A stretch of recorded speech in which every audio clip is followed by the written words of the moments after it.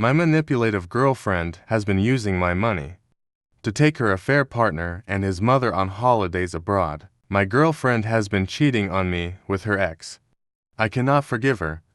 I've been the breadwinner and helped her towards building her business, paid for her expenses, and was abandoned and cheated when I got really sick.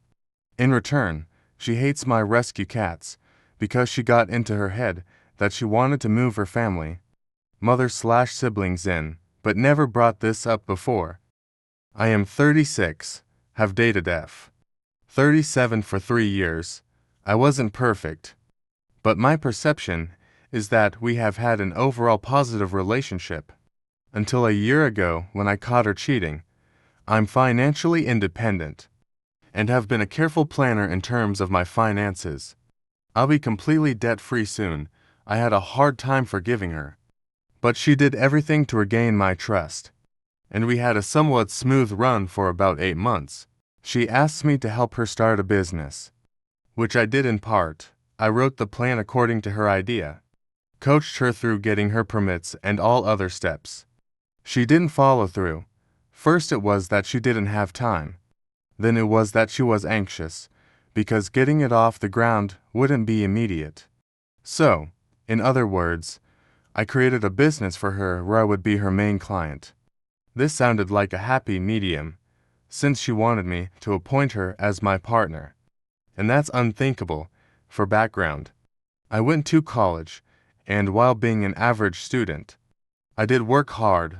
Later on, when I found my first job, to make up for not having an excellent academic record, I earned certificates and invested in my education however I could to improve my chances. It paid off. I've been self-employed since I was 28. When I met Sarah, she told me she owned a small agency, but was about to get a government job. Since the economy wasn't helping, I was perfectly okay with that. Things were going well until I found out that she was seeing her ex. This was a huge blow for me, because I didn't know what I did for her to do this. I did everything in my power to be supportive and to be reliable. So I did my best to look nice for her, and I was contributing to the household. I paid half of everything, and it was my place. We had a long crisis until I chose to forgive and let go. During this new honeymoon phase, she got a better job, treated me with love, and was very attentive to my feelings. I began to see red flags early this past October. She suddenly wanted me to be hands-off from her startup, didn't want to go out and lost interest. In sex, she became grouchy and rude. It was all about her and her needs. She lost her job last year to COVID. We moved to a house at least in January. I love the house, but it created friction between us. I'm an animal lover. My landlord doesn't interfere with my pet-related activities as long as I can keep the place clean. I built a cardio for my 10+ cats that I've rescued. It's an indoor space with controlled temperature, and all their supplies are available to them 24/7. This was my dream. I wanted to help those kitties stay off the street, since I've been feeding them for years. Also, they have all their shots. One of them had CKD but bounced back. Sarah knew this from the start. The house is clean. No pet smells thanks to the automatic cat litter boxes. She resented the cats because she wanted her family to move in. The answer was no. We never discussed this. She went as far as to ask me to get rid of the cats, and suggested I put them up for adoption. The cats were not her expense. She hasn't worked a steady job in months, while it helped her fund her business meetings. Because I didn't want to kill her dream. She does contribute, but significantly less. I cannot live with her family. They are choosing beggars and moochers.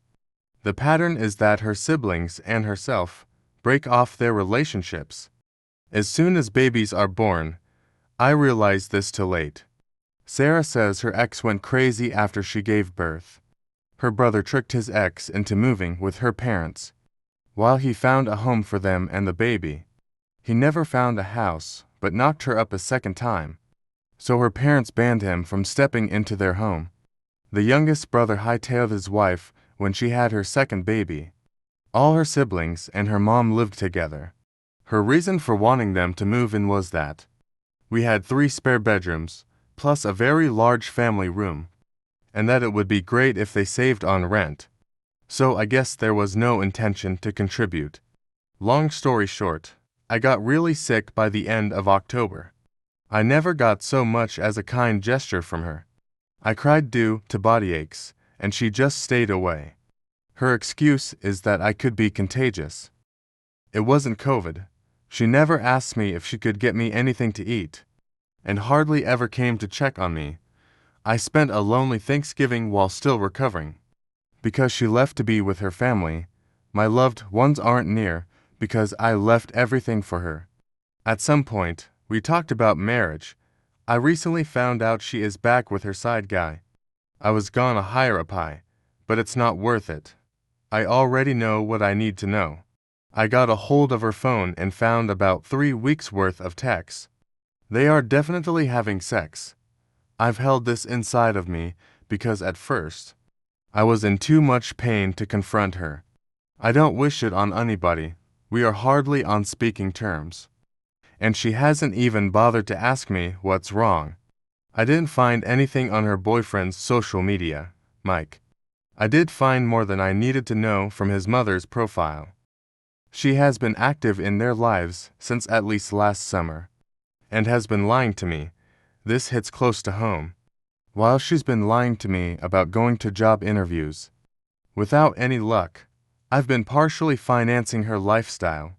She has a so-called business trip to the BVI. I no longer think there is business involved. Or she may be combining business with something else. I don't know if this is a fake business conference or what. And I don't want to know.